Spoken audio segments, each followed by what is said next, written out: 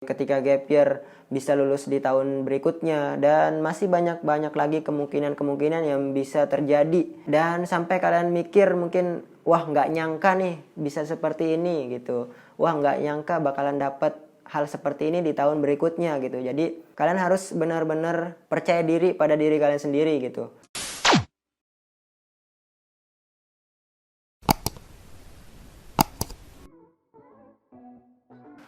Oke guys, balik lagi bareng Didik Rahmadi, dan di video kali ini aku bakalan ngasih tahu kalian tentang hal apa saja yang harus kalian lakukan ketika amit-amit tidak lulus di seleksi mandiri.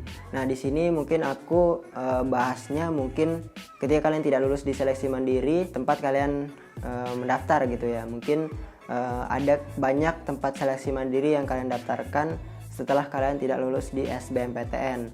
Nah, di sini ada beberapa hal yang harus kalian perhatikan ketika setelah menerima pengumuman dari seleksi mandiri. Nah, yang pertama, kalian harus benar-benar memperhatikan konsekuensi kedepannya, hal apa saja yang terjadi gitu. Nah, di sini ada dua, antara kalian lulus dan tidak lulus. Nah, di sini mungkin kita lebih membahas ke hal yang paling negatif. Mungkin hal yang paling negatif yaitu kalian tidak lulus gitu, karena di sini aku nggak pesimis mikirnya kalau kalian pasti nggak lulus nih kalau kalian di seleksi mandiri.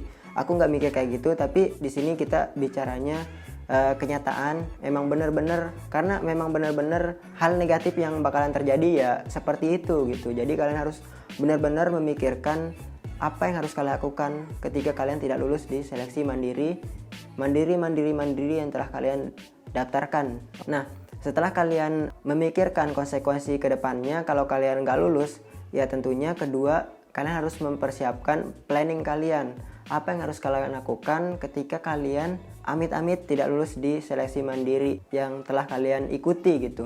Mungkin di sini ada beberapa pilihan buat kalian yang tidak lulus di seleksi mandiri gitu. Mungkin yang pertama, mungkin kalian bisa daftar di PTS gitu, karena kalau kalian memang benar-benar ingin kuliah, mau di mana saja, mau di universitas mana saja, baik itu PTS atau PTN, semuanya sama saja gitu. Semua tergantung pada diri kalian masing-masing gitu. Tidak ada PTS, bahkan PTN pun yang menjamin kita sukses di kemudian harinya ketika kita berkuliah di sana gitu.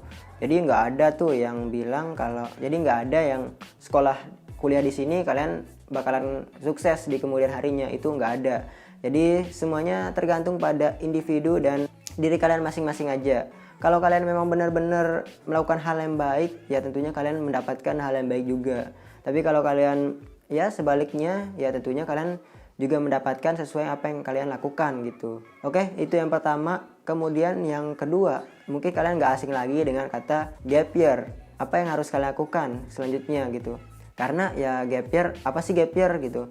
Ya gap year itu ibaratnya kalau kalian memang benar-benar pengen banget di PTN impian kalian yang telah kalian perjuangkan dari SNPTN, SBMPTN dan jalur mandirinya, dan kalian gak dapet. Nah, di sini ya tentunya langkah terakhir yang harus kalian lakukan yaitu gap year atau memperjuangkan PTN yang kalian benar-benar minati dengan cara belajar, ya bisa dibilang belajar mati-matian di 1 tahun ke depan untuk mengikuti UTBK atau seleksi mandirinya lagi, biar kalian bisa mendapatkan PTN impian kalian. Nah, di gap year sendiri banyak banget kelebihan dan kekurangannya sih menurut aku ya, karena ya mungkin di kelebihannya kalian bisa mempersiapkan matang-matang hal apa saja yang harus kalian lakukan ketika kalian gap year gitu ya. Tentunya kalian mengikuti bimbel, kalian belajar mati-matian, dan mungkin pengalaman kalian lebih banyak daripada adik tingkat kalian gitu, karena kalian pernah mengikuti UTBK atau jalur mandiri di tahun sebelumnya. Tentunya pengalaman kalian sedikit lebih banyak daripada mereka gitu. Namun di balik kelebihan itu ada juga kekurangannya, seperti misalnya ya karena kalian gap year dan bisa dibilang nggak ngapa-ngapain 1 tahun, ya mungkin kalian yang kuliah bisa sambil kuliah juga, bisa sambilan kerja juga. Tapi yang mungkin yang tidak ngapa-ngapain atau cuma belajar doang, mungkin banyak banget gangguan-gangguan yang bakal kalian hadapi ke depannya gitu.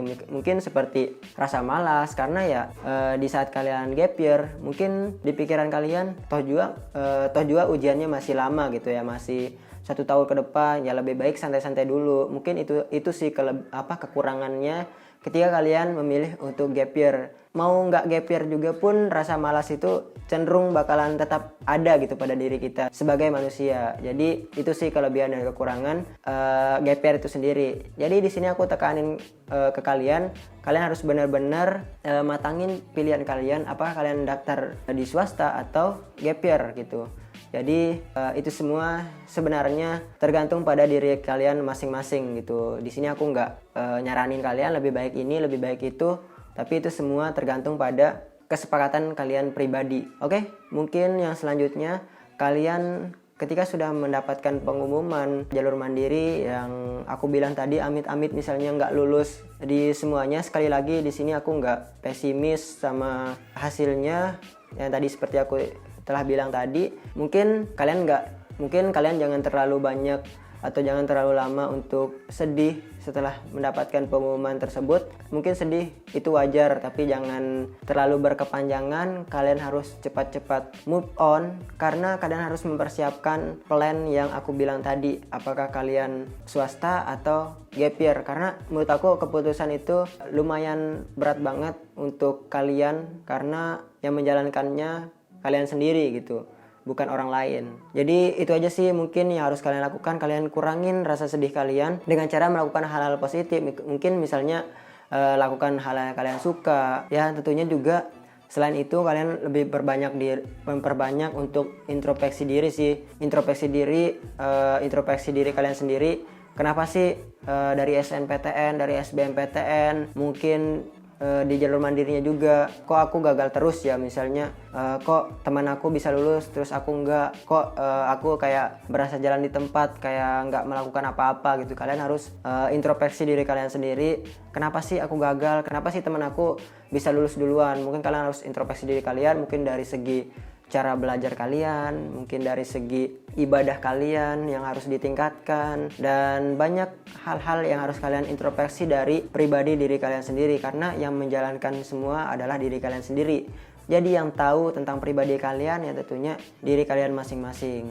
Oke guys, jadi mungkin itu aja sih hal-hal yang harus kalian perhatikan ketika kalian nggak lulus di seleksi mandiri tahun 2020 ini. Tapi semoga kalian mendapatkan yang terbaik. Banyak juga yang jadi semuanya jalannya sudah ditentukan oleh Tuhan, kalian percaya itu. Jadi semuanya bakalan ada deh jalannya masing-masing. Mungkin yang nggak lulus di SBMPTN bisa lulus di mandiri.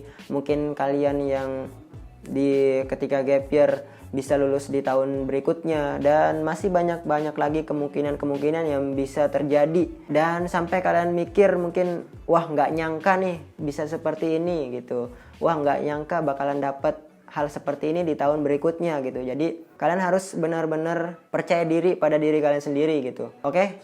Jangan terlalu dengar apa kata orang lain. Kalian harus benar-benar fokusin pada tujuan diri kalian masing-masing. Oke guys, mungkin sekian. Thank you banget. Thank you for watching and see you in the next video.